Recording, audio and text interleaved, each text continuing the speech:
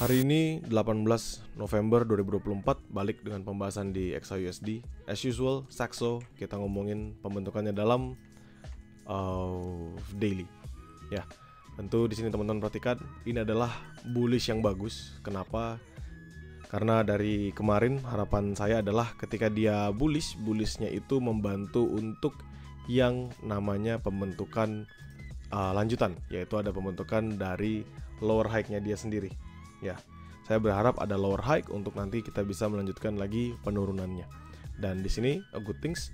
Tentu banyak reason, teman-teman bisa cari reasonnya apapun. Kenapa? Karena lagi hangat-hangatnya nih untuk masalah penyerangan kembali. Kalau nggak salah, Amerika, Joe Biden tuh sudah mengizinkan penggunaan nuklir jarak jauh untuk Ukraine pada internal di Rusia, di teritorinya Rusia. Nah, sedangkan kalau misalnya kita ngelihat bullishnya ini, kalau kita pandang secara teknikal, it's a good bullish. Why? Kita berharap dia ada up dulu sebelum nanti dia melanjutkan penurunan. Jadi ada pembentukan lower high-nya. Karena di secara market structure, high di sini sudah low, di sininya lower high, di sininya hitungannya lower low ya kalau kita nggak ngambil pandangan sebelah, dan ini ada gambaran untuk pembentukan lower high kembali. Jadi secara daily, it's a good things. Dia baru break juga nih previous daily high-nya di 2581. Untuk low-nya 2536 still strong, yang nahan di 2559, 2553 juga still strong. Jadi kita tinggal tunggu sampai ada potensial dia ke 2600-an, mungkin di 2600-an baru kita bisa mencari sell position yang baik. Now kita bahas balik ke Oanda. Kita ngomongin di H4 naked chart, saya tutup. Kalau misalnya kita ngomongin naked chart, tentu kalian lihat ada zone order block di area atas. Ini di 2611, 2613 sih. Jadi dia sebelum dia ketahan up di sini hanya taking for liquidity, bukan taking for liquidity sih, tapi lebih ke arah shadow ya. Lalu dia strong drop di hari Rabu jam 9. Kencang banget drop ya. Drop sekali, drop 2 kali, 3 kali, 4 kali, 5 kali. Dari Rabu malam sampai di Kamis siang hanya going down ya. Rabu malam sampai Kamis siang hanya going down. Sekarang kita perhatikan di sini dia sudah mulai ada perubahan, udah ada mulai reboundnya kembali. Dan berusaha untuk nge-retest lagi teman-teman sih di area order block itu. So ini area order block yang menarik. So jadi kalau nanti saya harus entry, maka 2611, 2612, 2613 adalah zone yang menarik buat saya nge-sell. Dan itu pasti akan terpancarkan di H1 nya. Sekarang kita ngomongin di H1. Ini ada beberapa level yang saya patok. Satu, ini level kenapa kok saya patok di sini? Kan itu big question. Kenapa kok dipatok di sini? Ini adalah level fair value gap yang terbentuk dalam pembentukan sekali di jam 11 malam hari Rabu. Ketika dia drop signifikan ini adalah level fair value gap yang terbentuk pada saat itu. Dan saat ini sudah ditutup ya teman-teman. Dia sudah nge-retest dan menutup area tersebut. Beberapa zone sebelumnya ini ada gap, tentu teman-teman bisa perhatikan juga. There's a gap here. Sebelum dia pembukaan market ada gap yang mengalami penguatan. Seandainya saya entry, bukan seandainya saya entry sih, seandainya saya tradingnya pagi banget, itu pasti ini adalah konfirmasi saya untuk entry buy. Ketika dia berhasil break on this level, nextnya dia still strong. Ini adalah konfirmasi buy pasti dari 2576 ini. Cuman it is what it is, kita ngeliat kembali, kita fokus dalam masa yang terjadi saat ini. Nah, kalau kita perhatikan teman-teman, ini adalah area yang dia nggak berhasil break untuk lanjutannya. Kalau misalnya saya ubah jadi garis, this is the level ya, 2593, 2590 ini dia nahan dari sini aja. Ketahan, dia nggak ada sama sekali perubahan yang signifikan. Untuk melanjutkan bullishnya nggak ada, melanjutkan dropnya juga nggak ada. Hanya di sini-sini aja, 2593, 2590an ini. Apakah ini bisa menjadi titik awal untuk area sell scalping? Nanti ya, kita perhatikan dulu untuk zone yang menariknya. Kalau misalnya kita ngomongin dalam resistance support, seandainya kita ngambil the highest level ini adalah 2597, di sini 2595, di sini 2592, dan di sini masih di 2591.9, kisaran segitu aja. Ini artinya apa? Kalau misalnya dia sudah ngambil liquidity up seperti ini kita nggak usah patok lagi di atasnya, kita ambil from this one saja. Jadi kalau saya tarik Fibo ini dari highest-nya sampai paling bawah, maka kita ketemu 078-nya tuh di 2601 ini, 618-nya di 2587. Tentu teman-teman sudah lihat ya, 2587 what happens itu berhasil di break. Tapi bisa jadikan patokan ini, menarik 2587 kalau kita mau jadikan patokan sebagai area entry. 2587, 2588, 2589. Sebagai apa? Sebagai minor base. Kalau kita pakai di M15 harusnya kelihatan sih. Jadi up, drop, ketahan. Ini kan tadi di area Fibonya ya. Jadi ini menarik, seandainya dia nge-retest dan nggak berhasil breakout, ini adalah rebound lanjutannya dia yang paling kuat. Gitu. Kenapa? Karena seandainya 2587-nya break, tentu dia akan drop balik teman-teman ke 2576. Ya, dia pasti akan nutup lagi karena ini kan strong bullish dari M15 ini kan pasti membentuk gap ya. Orderan sell-nya nggak ada, dia hajar sama buyer semua. Begitu. Jadi menurut saya kita sudah ketemu at least satu level untuk buy for scalping only. Sell nggak akan saya manfaatkan.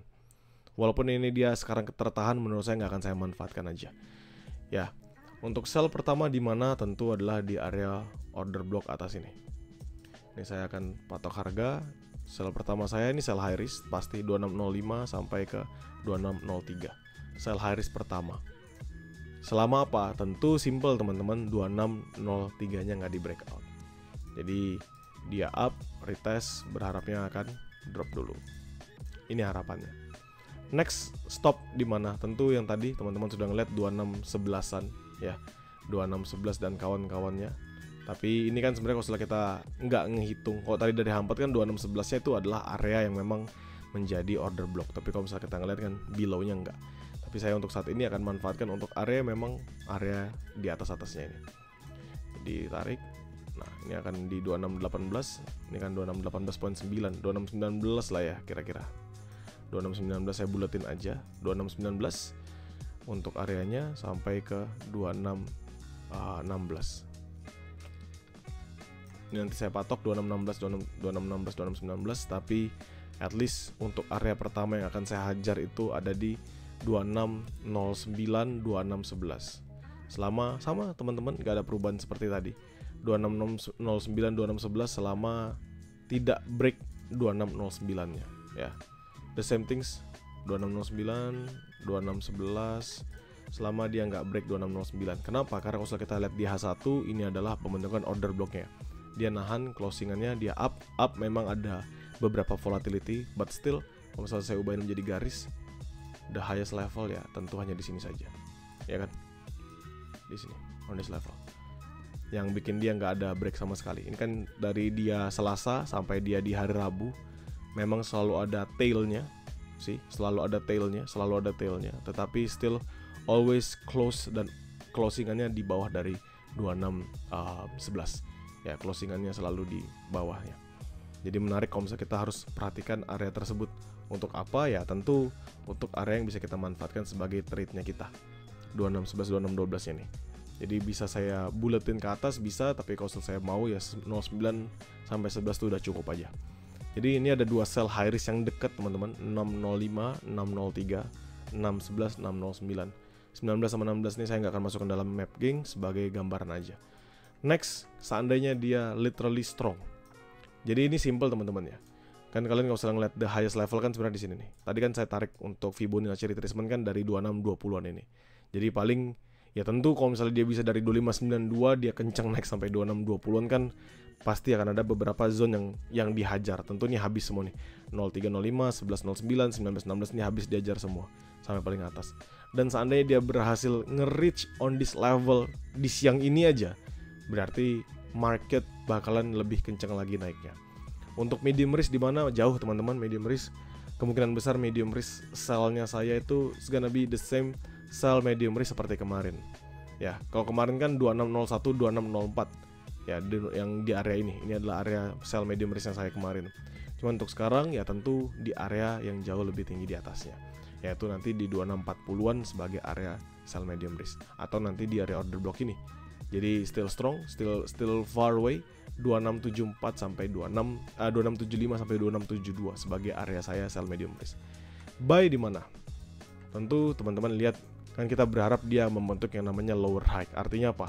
Harapan kita adalah dia going up terlebih dahulu. Dan di sini kalau kita lihat tadi untuk dalam lower time frame teman-teman sudah perhatikan kita tarik Fibo-nya di H1 terus dia memang ketahan di level yang sama di 2687 ya. 2587. Nah, setelah kita tahu dia di 2587, what's next? Apa yang harus kita lakukan? Kita tahu dia di 2587. Teman-teman perhatikan dia turun drop signifikan sampai ke 2585, tapi ternyata dia closingannya masih di 2587. Ya. So, yang perlu kita perhatikan apa? Yang perlu kita perhatikan adalah 2587 nya jangan sampai di break balik ke bawah teman-teman. Sudah itu aja. Untuk dia tetap bisa bullish dalam level ini, 2587 nya jangan di breakout. Artinya 2587 nya still strong mempertahankan dia untuk tidak jauh lebih bawah lagi. Ini kan 2590 saya hapus aja biar kalian nggak gitu pusing. Nah, jadi ini buy for scalping only. Tetap sama. Kenapa buy for scalping only? Karena kita tentu satu masuknya totally high risk. Kita tahu secara market structure ini masih going down dan berharap hanya dalam momen yang lebih kecil di M15. Jadi dia drop 2589 2587 untuk lanjut going up-nya. Jadi buy scalping, tentu buy scalping teman-teman cuma bisa manfaatkan ya setidaknya 10 sampai 15 pips untuk cari profit, kecuali nanti dia totally strong. Misal tiba-tiba dia drop ke sini terus signifikan kencengnya naik seperti satu candlestick ini ya. Nah, ini kan pasti teman-teman sudah dapat profit yang jauh lebih besar. Nah, ini disyukuri untuk yang berlebihan seperti itu. Tapi ini buy for scalping only on this level. Kenapa? Karena saya ingatkan, seandainya dia break this one, ya dia literally drop aja, nggak berhasil untuk lanjut, dia drop di bawah 2587, maka penurunannya itu sangat amat signifikan teman-teman. Saya punya conviction ketika dia break 2587, baliknya tuh ke 2576. Saya ulangi lagi ya. Ketika dia break 2587, baliknya ke 2576. Artinya 110 pips untuk dropnya aja. Jadi either kalian nunggu aja buy scalpingannya di sini, berharap dia bisa rebound lagi dengan memanfaatkan lower time frame, buy scalping aja. Dan seandainya nanti dia confirm breakout dalam momen M5-nya, M15-nya sampai di H1-nya, tinggal tunggu di 2576. Now kita ngomongin area buy yang bisa kita manfaatkan.